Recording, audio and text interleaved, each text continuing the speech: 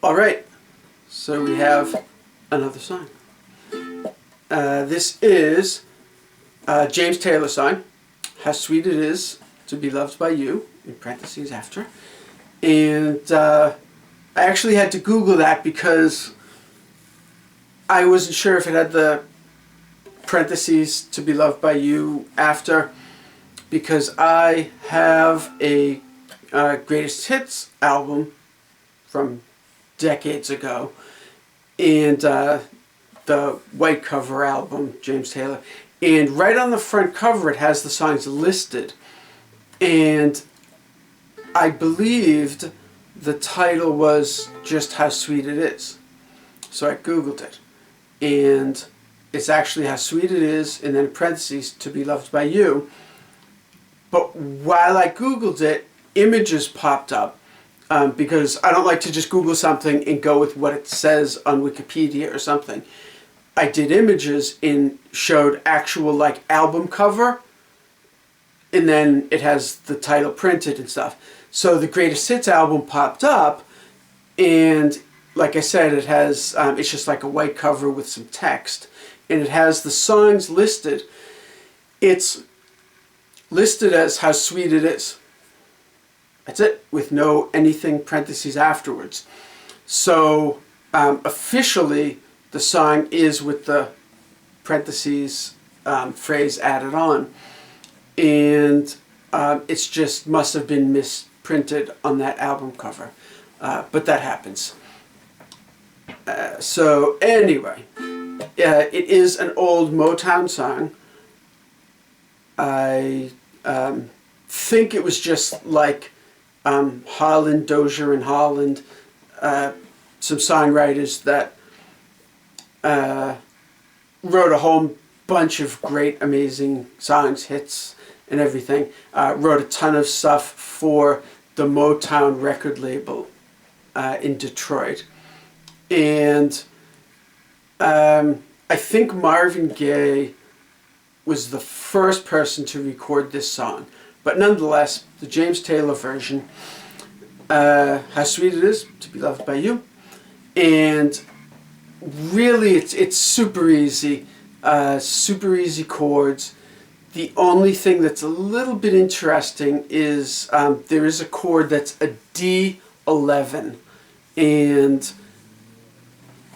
what a D11 chord is it's the root note, the third and the fifth of the chord, then the seventh, then the ninth, and then the 11th, technically. So technically it's 6 notes. Obviously with ukulele, we can only play 4. So you have to kind of pick and choose which notes are important, and for a chord like this, maybe the fifth of the chord could be dropped. Maybe the ninth of the chord could be dropped. This is all kind of technical music theory type stuff. But I'm just saying that out of the 6 notes, you could drop some notes and still have sort of the very basics of what's needed for the chord. Sort of like if you say do not or don't, means the same thing. Do not eat the last cookie because I want it. So do not eat the last cookie or don't eat the last cookie means like the exact same thing. But one of them is just a shortened version of do not. Don't is a shortened version. So obviously we have to make a shortened version of the D11. And I kind of like 0, 2, 2, 0. So it's a D with that note being the 11 note, the note that makes it a D11. I like that, but the vocals at that point in the song, he's singing that note, which is the 7 of the chord. So And it's, what is it? It's in the chorus. How sweet it is, how sweet it is to be loved by. So loved by, I believe, is that note, if I'm just going from the top of my head. So since he's singing the 7, I don't feel that you need the 7 in the ukulele, sort of from a compositional standpoint. But if you're singing it, it might be a little tricky to sing that note if it's not actually there in the chord. Just because it's sort of, the 7 is sort of buried in a D11 chord. Because like I said, you have the root, the 3rd, the 5th, then the 7th, then the 9th, and then the 11th. So the 7th has 2 notes above it and 3 notes below it. So it's really buried in the middle. So you might want to do 0, 2, 2, 3 with the 7 actually there. But either way, that's the D11. You could just play a D, but the only issue is that's not nearly as cool sounding as the D11, either version in this song. So anyway, it starts off, interestingly enough, there's no intro.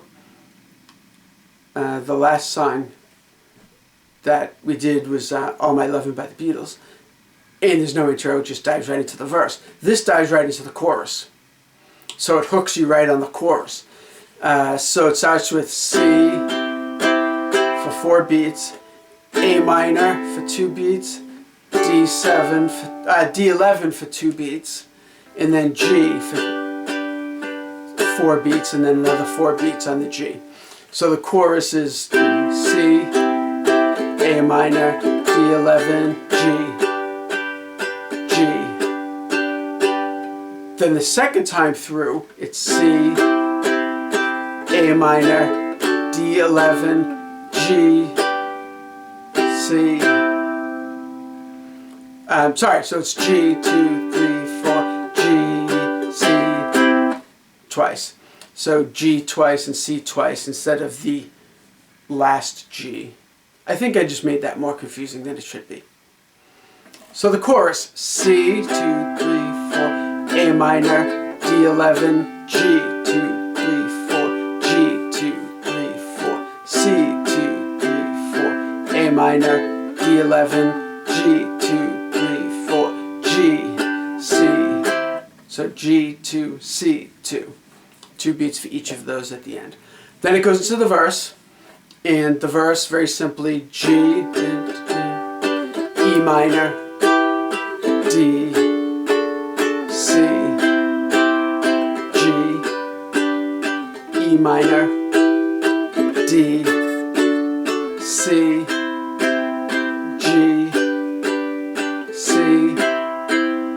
E minor, C, G, C, G with a stop, G, 2, 3, 4, and then into the chorus. So, pretty simple. The chorus again.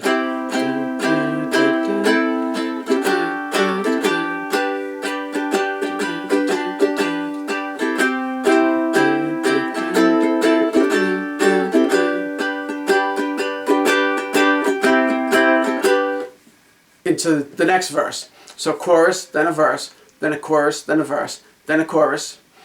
Then the sax solo, 8 measures long, and it's G, E minor, D, C, G, E minor, D, C. Then the bridge is, that's the sax solo, so there's that line twice. Then the bridge, G, C, E minor, C, G, C, G with a stop, dun, dun, dun, and then into the chorus. So before we get to that next chorus there, the sax solo and the bridge, both added together, if we take the sax solo and the bridge as sort of one whole piece of the song, it's actually a verse. So I find that kind of neat and interesting. The sax solo is over the first two lines of the verse. And it's the same thing, the same four chords twice. So it really is kind of like a little standalone separate piece. Unless we cut the verse in half, which is exactly what the sax solo and the bridge do. But unless we cut the verse in half, that section that the saxophone is soloing over doesn't happen all by itself anywhere in the song. And then the bridge is the last two lines of the verse, which again, unless we cut the verse in half, doesn't happen anywhere else in the song. So it's interesting that they just took the verse, cut it the first two lines and the last two lines, and made that into two separate sections. It ties everything together really nicely. So there's really only verses and choruses in the song. Yet by cutting, they came up with a sax solo, a middle eight little thing, and then a bridge afterwards, a vocal bridge afterwards, and it's nothing new. So it's kind of interesting. Then we get to the chorus. So the chorus again is C, A minor, D11, G, C, A minor, D11, G. And it does not do the, it's just those four chords over and over and over. Four chords over and over and over as it fades out. So that's the song, How Sweet It Is to Be Loved by You, by James Taylor.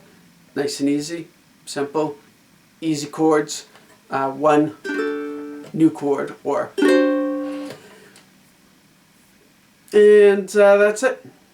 So.